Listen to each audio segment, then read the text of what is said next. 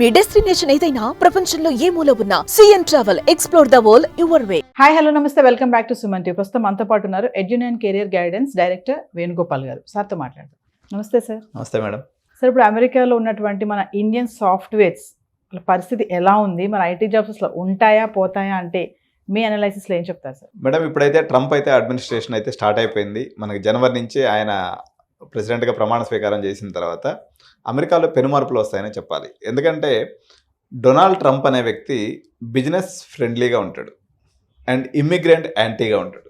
ఈ రెండు విషయాలను గమనించినప్పుడు H1B మీద ఎవరైతే అక్కడ ఉన్నారో వీళ్ళకైతే తిప్పలు తప్పవు మేడం. ఎందుకు అంటే ఇంతకుముందు ప్రీవియస్ అడ్మినిస్ట్రేషన్లో కూడా వాళ్ళందరినీ ముప్ప తిప్పలు పెట్టి 3 చెరువులు నీళ్ళు తప్పించాడు ఆయన. ఆయన యొక్క కాన్సెప్ట్ ఏంటి అంటే ఇమిగ్రెంట్స్ వచ్చారా, మనకి ఇక్కడ ఇన్వెస్ట్ చేశారా, వెళ్ళిపోయారా అంటే బాగా టాలెంట్ ఉన్నటువంటి వాళ్ళని తప్పనిస్తే ఎవ్రీ 1 year ఒకసారి ఇప్పుడు ఏమైపోద్ది అంటే మేడం, ఒక ఫ్యామిలీగా అక్కడ పోయి ఉంటారు, పిల్లల్ని చదివించుకుంటూ ఉంటారు అనమాట. అంటే ఇప్పుడు మన ఈ జనరేషన్, యంగ్ జనరేషన్ ఎవరైతే ఉన్నారో 25, 30, 35లో ఉన్నటువంటి వాళ్ళందరూ కూడా నిరంతరము ఈ వీసా యొక్క స్ట్రగుల్లోనే వాళ్ళ జీవనాన్ని నెక్స్ట్ 4 ఏళ్ల పాటు గడపాల్సిన పరిస్థితి అయితే ఉంది.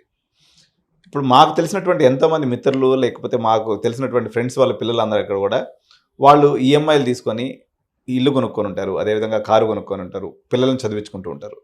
వాళ్ళంతా కూడా ఒక రకంగా చెప్పాలంటే డిస్టర్బ్ అయిపోయినటువంటి పరిస్థితి. ఎవరైతే అక్కడ గ్రీన్ కార్డ్ హోల్డర్స్ ఉన్నారో వాళ్ళ వరకు మేలే మేడం, వాళ్ళకి ఎటువంటి ఇబ్బంది లేదు. ఎవరైతే H1B మీద ఉన్నారో, లేకపోతే డిపెండెంట్ వీసా మీద ఉన్నారో, L1 మీద ఉన్నారో, స్పౌస్ జాబ్ చేసుకునే దానికి అవకాశం ఇవ్వద్దని చెప్పేసి ఈయన ఒక పాలసీ పెట్టుకుంటాడు. అట్లా తీసుకున్నప్పుడు ఈయన అడ్మినిస్ట్రేషన్లో మాత్రం అక్కడ ఉన్నటువంటి వాళ్ళందరికీ కూడా ఇబ్బందికరమైనటువంటి సిచ్యువేషనే. కానీ ఇప్పుడు మీరు అన్నారు కదా, అక్కడ సాఫ్ట్వేర్ ఉద్యోగాలు ఉంటాయా పోతాయా అనేది, ఇది ఒక్క ట్రంప్ మీద ఆధారపడి ఉండదు మేడం. ఎందుకంటే ఆర్టిఫిషియల్ ఇంటెలిజెన్స్ వల్ల లక్షలాది ఉద్యోగాలు ఒకవైపు పోతూ ఉన్నాయి. కానీ ట్రంప్ రావడం వల్ల ట్రంప్ ఏమంటున్నాడంటే ఇప్పుడు ఈయన కొన్ని విషయాలకు వ్యతిరేకంగా ఉంటాడు. ఫర్ ఎగ్జాంపుల్, ఇప్పుడు ఉదాహరణకి ఉక్రెయిన్కి బిలియన్స్ ఆఫ్ డాలర్స్ అమౌంట్ అనేది మన అమెరికా అనేది స్పెండ్ చేస్తూ ఉంది. అదేవిధంగా మన ఇజ్రాయెల్కి కూడా స్పెండ్ చేస్తూ ఉందన్నమాట. పర్యావరణ పరిరక్షణ కోసం కొన్ని వేల డాలర్స్, లక్షల డాలర్స్ వీళ్ళు స్పెండ్ చేస్తూ ఉంటారు అనమాట. ఇటువంటి ఫండ్ మొత్తాన్ని అమెరికా యొక్క మార్కెట్స్లోకి తీసుకొచ్చి అమెరికా వెల్ఫేర్ కోసం ఖర్చు పెట్టాలనేటువంటిది ట్రంప్ యొక్క ప్రధానమైనటువంటిది. దీనివల్ల ప్రాజెక్ట్స్ పెరిగి ఉద్యోగ అవకాశాలు పెరగతాయని చెప్పేసి ఒక సెక్షన్ ఆఫ్ పీపుల్ అయితే బలంగా చెప్తున్నారు. ఇప్పుడు సపోజ్ ఒక కంపెనీ ఉంది మేడం, వాళ్ళు H1B వీసాలో సపోజ్ ఒక 100 ఉన్నాయనుకుందాం ఫర్ ఎగ్జాంపుల్. ఈ 100 మెంబర్స్ ఉన్నటువంటి రిక్వైర్మెంట్ కాస్త తనకి 500 మెంబర్స్ రిక్వైర్మెంట్ ఉందనుకోండి, ఆబ్వియస్గా H1Bలు ఎక్కువ ఇష్యూ చేస్తారు. ఎందుకంటే వాళ్ళకి ఎప్పుడైతే ప్రాజెక్ట్స్ ఉంటాయో వీళ్ళకి H1B వీసాలు కూడా ఆటోమేటిక్గా ఇంప్రూవ్ అయ్యేది ఉంటుంది. కాకపోతే ఒకటే ఉంటుంది, టెక్నికల్ ఛాలెంజ్ ఏంటంటే వాళ్ళు చిన్న విషయాన్నైనా పెద్ద రిజెక్షన్స్ ఎక్కువ పడతాయి. H1B లాటరీ వేసినప్పుడు రిజెక్షన్స్ ఎక్కువ వస్తాయి అనమాట. 21%, 22% రిజెక్షన్స్ పడినప్పుడల్లా ఏంటంటే మళ్ళీ వాళ్ళు లాటరీ కోసం ప్రయత్నం చేయాల్సి ఉంటుంది. కొత్త టెక్నికల్ ప్రాసెస్ ఉంటుంది తప్ప ఓవరాల్గా అమెరికన్ ఎకానమీ మనకి పరుగులు తీసేటువంటి అవకాశం ఉంది.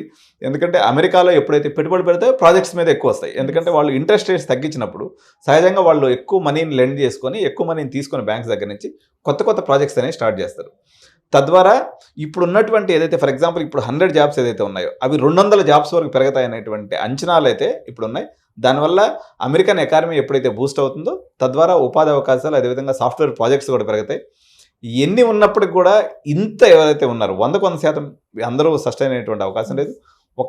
ఇప్పుడు ఉన్నటువంటి దాని మీద డబుల్ మెరుగుదలే ఉంటుంది తప్ప ట్రంప్ వల్ల టెక్నికల్గా ఇబ్బందులు, H1B వీసా విషయంలో ఇబ్బందులు, వాళ్ళకి డిపెండెంట్గా ఉండేటువంటి వాళ్ళ విషయంలో ఇబ్బందులు, ఇటువంటి టెక్నికల్ ఇబ్బందులు ఉంటాయి తప్ప ఓవరాల్గా ఉపాధి అయితే మాత్రం పెరుగుతుంది తప్ప తగ్గిపోయేటువంటి అవకాశం ఏం లేదు మేడం. ఆల్రెడీ AI వల్ల లే ఆఫ్స్ వస్తున్నాయని మనం వింటూనే ఉన్నాం సార్. ఇప్పుడు ట్రంప్ రావడము అంటే ఈ రెండు ఒకేసారి యాడ్ అవ్వడంతో ఏం ప్రాబ్లం లేదని అంటారా మీరు జాబ్స్కి? అంటే యాక్చువల్గా ఏమైందంటే మేడం, అమెరికా యొక్క స్పెండింగ్ అనేది ఏదైతే ఉంటుందో చాలా డైవర్సిఫైడ్ సెక్టార్లో ఉంటుంది అనమాట. ఈయన బిజినెస్ ఫ్రెండ్లీ కావడం వల్ల ఇప్పుడు అమెరికన్ కంపెనీస్కి ప్రాజెక్ట్స్ రూపంలో, ఫండ్స్ రూపంలో ఇబ్బంది లేకుండా చేస్తాడు. ఎందుకంటే ఇలాన్ మస్క్ ఎవరైతే ఉన్నాడో ఆయన్ని కూడా ట్రంప్ అడ్మినిస్ట్రేషన్లో తీసుకొని అమెరికాని ప్రపంచంలో కల్లా గ్రేట్గా చేయాలనే కాన్సెప్ట్తో అన్ని కంపెనీస్కి ఫండ్స్ ఫ్లో పెరుగుతుంది, అదేవిధంగా ప్రాజెక్ట్స్ కూడా పెరుగుతాయి. కాబట్టి తద్వారా ఉపాధి అవకాశాలు పెరుగుతాయి తప్ప నష్టం లేదు. కాకపోతే ఈ యొక్క ఇబ్బందులు అయితే, వీసా ఇబ్బందులు అయితే కానీ తప్పేటట్లేదు, అందరికి కూడా ఉంటాయి. ఇప్పుడు ఈ ట్రంప్ విన్నింగ్ అనేది మన ఇండియన్స్ పైన ఎలా ఉంటుంది, అసలు ఇంపాక్ట్ ఎలా ఉంటుంది అంటారు ఓవరాల్గా చూసుకుంటే? ఇక్కడ 2 రకాలుగా చూడాలి మేడం. ఒకటి ఇండియన్స్ పైన ఉండేటువంటి ఎఫెక్ట్, రెండోది ఇండియా పైన ఉండేటువంటి ఎఫెక్ట్. సో ఇండియన్స్ పైన ఓవరాల్గా తీసుకున్నప్పుడు న్యూట్రల్ ఎఫెక్ట్. అంతకుముందు మామూలుగా అనుకున్నాం కానీ నెగిటివ్ అవుతుంది అనేటువంటి కొన్ని అంచనాలు ఉన్నాయి, కానీ పెద్దగా నెగిటివ్ జరగకపోవచ్చు. కానీ ఓవరాల్గా ఇండియా మీద చూస్తే మాత్రం ఏ రకంగా తీసుకున్నా ట్రంప్ వల్ల మనకు చాలా లాభాలే. ఎందుకంటే ఓవరాల్గా ఇండియన్ ఎకానమీ డెవలప్ అవ్వాలి అన్నట్లయితే మనకి నియరెస్ట్ కాంపిటేటర్ వచ్చేసి చైనా మేడం. అతనికి చైనా అంటే సుతరాము పడదు. దీనివల్ల మనకు అనేక రకాలైనటువంటి విడిభాగాలు, ఓఈఎంస్ అంటారు అనమాట. ఓఈఎంస్ అంటే విడిభాగాల సప్లై ఏదైతే ఉందో దీనికి సంబంధించినటువంటి వేలాది ప్రాజెక్ట్స్ ఇండియాకి వచ్చేటువంటి అవకాశం ఉంది. దీనివల్ల మన ఇండియాలో పర్టికులర్గా మెకానికల్ చదువుకున్నటువంటి విద్యార్థులకి, లేకపోతే ఏరోస్పేస్లో చదువుకున్నటువంటి విద్యార్థులకి, ఏరోనాటికల్ చదువుకున్నటువంటి విద్యార్థులకి వీళ్ళందరికీ కూడా ఉపాధి అవకాశాలు వస్తాయి. కానీ వేరే సాఫ్ట్వేర్ పరంగా తీసుకున్నప్పుడు కొంత ఇబ్బంది. ఎందుకంటే ఈయన ట్యాక్స్ అనేది ఇంపోర్ట్స్ మీద విపరీతంగా పెంచుతానని అంటున్నాడు. ఈ ట్యాక్స్ ఇప్పుడు మనం తయారు చేసేటువంటి సాఫ్ట్వేర్లో దాదాపు 70% సాఫ్ట్వేర్ ఎక్స్పోర్ట్ టు అమెరికా అనమాట. ఎప్పుడైతే వాళ్ళు ట్యాక్స్లు పెంచుతారో ఆటోమేటిక్గా మన కంపెనీల యొక్క ఫినాన్షియల్ అనేది క్రంచ్ వస్తుంది వీళ్ళకి. తద్వారా వీళ్ళు ఏం చేస్తారంటే కంజ్యూస్గా తయారవుతారు. వాళ్ళు ఎప్పుడైతే కంజ్యూస్గా తయారవుతారో మన సాఫ్ట్వేర్ ఎంప్లాయీస్కి ఇంక్రిమెంట్స్ ఉండవు, కొత్త వాళ్ళని తీసుకునేటువంటి శక్తి వాళ్ళకు ఉండదు, ఈ ఇబ్బందులు అనేది ఉంటుంది. ఎందుకంటే సస్టైనబిలిటీ అనేది వీళ్ళకి తక్కువ అయిపోతుంది అనమాట, ఎందుకంటే వాళ్ళు ట్యాక్స్ పెంచడం ద్వారా. సో ఈ ఇబ్బంది అయితే మనకు ఉంటుంది. అయినప్పటికీ ఆయన ఏమంటున్నాడంటే 60% ట్యాక్స్ని చైనా నుంచి వచ్చే ప్రొడక్ట్స్ మీద వేస్తాను, అదేవిధంగా వేరే ఇండియా నుంచి వచ్చే వాళ్ళకి మాత్రం 20 నుంచి 25% ట్యాక్స్ వేస్తానని ప్రజెంట్ తను ఎలక్షన్ టైంలో చెప్పినటువంటి మాట. అదే నిజమైనట్లయితే కంపారిటివ్లీ మనం లాభపడతాము కంపేర్ టు చైనా. కానీ సాఫ్ట్వేర్ పాయింట్ ఆఫ్ వ్యూలో మాత్రం ఫైనాన్షియల్ క్రంచ్ అనేది కొంత సాఫ్ట్వేర్కి వచ్చేసింది. ఆల్రెడీ ఏఐ ఉపద్రవం ఉంది, 4 సంవత్సరాల నుంచి అసలు ప్లేస్మెంట్స్ అన్న మాటే లేవు.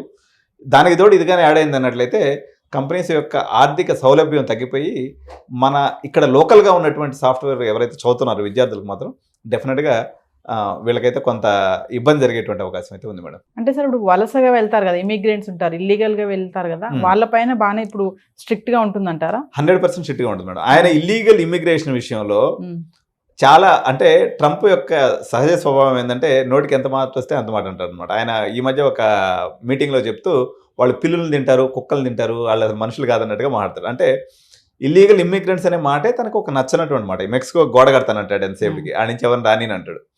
అందువల్ల ఇక్కడ 2 రకాల ఇబ్బందులు ఉన్నాయి. ఒక 9 లక్షల మంది ఎవరైతే, ఒక 9 నుంచి ఒక 10 లక్షల మంది ఇక్కడికి వెళ్ళినటువంటి వాళ్ళ పేరెంట్స్ అక్కడే ఉన్నారు, కానీ పిల్లలు అక్కడ పుట్టలేదు. వాళ్ళు అక్కడే పుట్టి పెరిగి పెద్దవాళ్ళు అయిపోయారు. ఇప్పుడు వాళ్ళకి పౌరసత్వం ఇవ్వనంటున్నాడు ఆయన. ఫస్ట్ అదే ఇప్పుడు పాపం వాళ్ళు ఒక 10 లక్షల మంది, వాళ్ళు పాపం 10th క్లాస్ ఎక్కడ చదివిండ్రు, ఇంటర్ ఎక్కడ చదివిండ్రు, డిగ్రీ ఎక్కడ చదివిండ్రు, పాపం అక్కడే ఉన్నారు. వాళ్ళకి అసలు మామూలుగా ఇండియన్ ఫ్రెండ్స్ కూడా ఎవరు లేరు. కానీ ఇప్పుడు వాళ్ళు ఏంటంటే వాళ్ళు అమెరికన్ సిటిజన్స్ కాదు అంటున్నారు. అంటే యాక్చువల్గా ఇండియన్స్ ఎప్పుడు కూడా పెద్దగా ఇల్లీగల్ ఇమిగ్రేషన్ చేయరు మేడం. వాళ్ళు జనరల్గా ఏంటంటే పాకిస్తానీస్, బంగ్లాదేశ్, తర్వాత వీళ్ళు ఆ మెక్సికో బార్డర్లో పోయేసి సల్లంగా దూరి లోపలికి వెళ్ళిపోతుంటారు తప్ప ఇండియన్ ఇల్లీగల్ ఇమిగ్రెంట్స్ ఓవరాల్గా మనం తీసుకున్నప్పుడు ఇట్లాంటి వాళ్ళు ఉన్నారు. ఎవరు అక్కడే పిల్లలు పుట్టకుండా, మామూలుగా అమెరికాలో పౌరసత్వం ఎట్లా ఉంటుందంటే ఒకవేళ ఈమె ప్రెగ్నెన్సీతో పోయి అక్కడ పాప లేకపోతే బేబీ పుట్టింది అనుకోండి, వాళ్ళకి బై డిఫాల్ట్ అమెరికన్ సిటిజన్షిప్ అనేది వచ్చేస్తుంది. అట్లా కాకుండా పిల్లలు పుట్టిన తర్వాత అక్కడికి వెళ్ళింది అనుకోండి, పాపం అక్కడే పెరిగి చదువుకుంటారు, కానీ వాళ్ళకి ఇప్పుడు గ్రీన్ కార్డ్ రావడానికి 100 ఏళ్ళ క్యూ ఉంది. వాళ్ళకి ఇప్పుడు గ్రీన్ కార్డ్ వచ్చే అవకాశం లేదు. సో ఈ గ్రీన్ కార్డు విషయంలో ఆయన ఒక పాలసీ తీసుకుని ఏదైనా ముందుకెళ్తే ఆయన 2 రకాలుగా చెప్తాడు. నేను ఇక్కడ నుంచి డిగ్రీ చదవడానికి వచ్చిన వాళ్ళందరికీ గ్రీన్ కార్డ్ ఇచ్చేస్తాను అంటాడు, ఇమిగ్రేషన్ మొత్తాన్ని తాడదీస్తాను అంటాడు. మరి ఆయన గ్రీన్ కార్డు విషయంలో అయితే నాకు తెలిసి బెండగాడు. ఎందుకంటే ఇప్పుడైతే అక్కడ ఉన్నటువంటి ఈ 9 లక్షల మందికి ఇల్లీగల్ ఇమిగ్రెంట్స్గా ఉన్నటువంటి వాళ్ళందరినీ కూడా హోమ్ల్యాండ్ సెక్యూరిటీ అంటారు. వాళ్ళకి మనకి ఎక్కడైతే అక్కడ ఇమిగ్రేషన్ అధికారాన్ని చూసేటువంటి ఒక డివిజన్ అనమాట అది అమెరికా ప్రభుత్వంలో. వాళ్ళనైతే మాత్రం అందరినీ తాడదీసి అందరిని ఇంటికి పంపిస్తారు. తర్వాత రెండో ఇబ్బంది, మనకు ప్రధానమైనటువంటి ఇబ్బంది ఎవరైతే పార్ట్ టైంలు చేసుకుంటారో, ఇల్లీగల్గా పార్ట్ టైం చేస్తూ ఉంటారు మన వాళ్ళందరూ, వీళ్ళందరికీ కూడా ఒక రకంగా ఇబ్బందే. వాళ్ళందరినీ కూడా కంట్రోల్ చేసేటువంటి పరిస్థితి ఉంది. Thank you. నమస్తే.